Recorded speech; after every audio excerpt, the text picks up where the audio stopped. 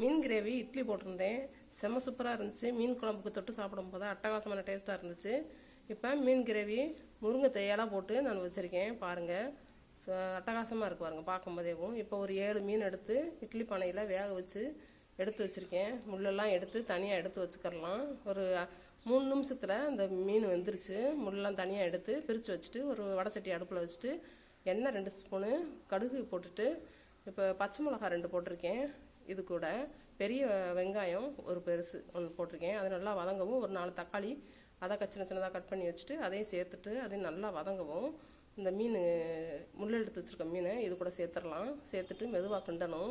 ரொம்ப நசுன்னு கிண்டணும்னா உடஞ்சிரும்.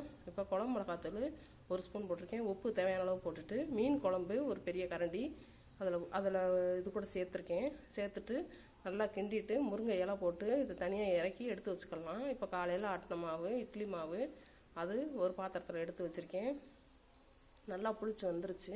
இட்லி தட்டில் ஊற்றிக்கிறோம். சின்ன கரண்டியில் அரை கரண்டி 4 குழியிலையும் ஊற்றிட்டு இந்த மீன் கிரேவி இருக்குது பார்த்தீங்களா, அதை எடுத்து கொஞ்சம் கொஞ்சமாகவும் அந்த 4 தட்டிலையும் எடுத்து வச்சுக்கலாம்.